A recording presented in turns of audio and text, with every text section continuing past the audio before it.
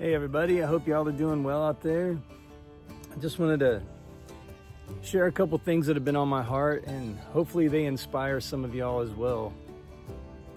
I've just been chewing on this idea of inaction, and that the worst thing a human being can do with its life is nothing. And I don't mean having a moment of stillness or meditating or prayer. When I'm saying nothing, I mean just doing nothing, having ideas and doing nothing with them, being inspired and doing nothing with it. And that's where I've been a lot lately. And the story came to mind as I was chewing on all this. It was about Jesus telling the story of a master that gave money or talents to 3 of his servants. 2 of them did something with it and gave the master a profit back. The 3rd one did nothing. He was just fearful, and he chunked the money in the ground and did nothing and just handed the master what he gave him back, but he did nothing with what he was given. And I was thinking about that this morning. I was going out in my garden to plant some more stuff that I've grown, some more beets, I believe. I was thinking about this. I got this bag of seeds. The seeds represent ideas. So if I never took those seeds and germinated them in my garage, got seedlings grown and put them in the ground, nothing would happen. I'd have nothing more than a bag of seeds. And I've got a whole box of different kinds of seeds in my garage. And I have all kinds of ideas. And I've got a lot of friends that kind of like tease me, man, Jimmy, one day I'm gonna write a book about all your I'm gonnas. That's probably my favorite thing to say is like, man, one day I'm gonna do this or that, or I'm gonna have this or that. And I do some of the things I say I'm gonna do, but maybe 20 or 30%. And I've just been really convicted about all the excuses I make for myself to not do things. And I'm gonna be a little bit vulnerable here and share some of them with you. And I'm doing that as a means that maybe you can relate to it. And maybe this will inspire you to get up off of your booty and do something like It Is Me. But for one, I'm legally blind, and I use my lack of vision as a huge excuse to not do things sometimes. I'm kind of a perfectionist as well, so I know that like when I draw something or when I make a video, there's probably going to be something that's slightly off always, and I'm just going to have to accept that. That's just the way I see the world through my eyes.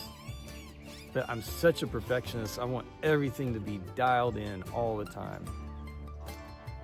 And then also music, I want to make more music, but the excuse I give myself there is like, man, there's so much music in the world right now. Does anyone really care? It's just everywhere. There's always some new artist blowing up or some new song coming out. And it's like, man, how am I gonna make a wave in all of that? The ocean of music out there, like how am I even gonna make a ripple in that? But it kind of doesn't matter.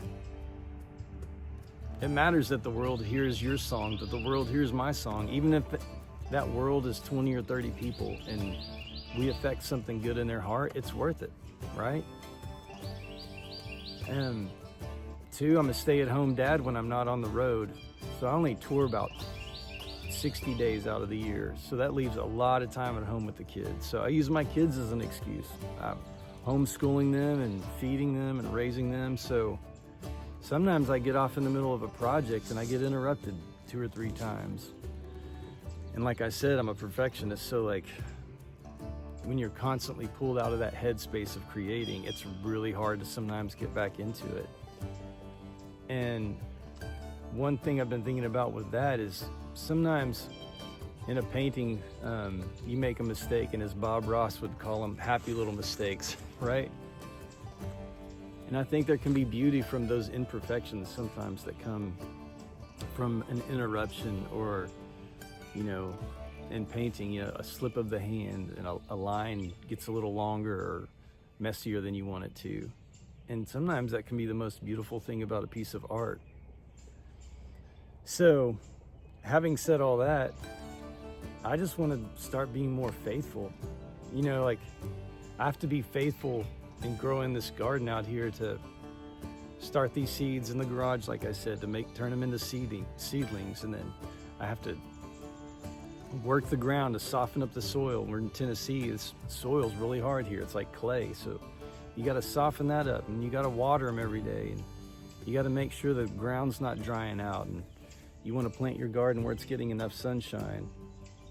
And I just look at all of that as there's faith and there's action that you have to put behind the seeds or these ideas that you have. You have to tend to those things every day, even if it's just a little bit. Like if you're writing a song, work on writing a song a little bit every day. And I'm speaking in art terms. It could be anything. You could want to start a business. There's a million things that you could want to do that are creative, that are besides art. I just hope that this inspires some of y'all to take some action as well. And don't let fear, don't let perfection hold you back. Don't let comparison hold you back. For me, those three things are the biggest deal: fear, perfection, and comparison. I'm always comparing my work to somebody else's. But I think that's just a nonsense. You wouldn't compare a rose to a lily. They're just different things, and you're a different thing. I'm a different thing. You have a different voice than I do. You have a different perspective than I do, and I have a different voice and perspective than you do. And I think the world needs all of those. It needs to see everything we all have to offer it. So I hope this inspires you. If it does, please leave me a comment. I'd love to have a conversation with you and just hear where you're at with all of it. Maybe you see some things that I could do better, or you could help me out a little bit, and maybe I can help you out. And that's what we're all here for, right? So thanks for watching. Love you guys. I hope you all have a wonderful day, and I'll see you soon.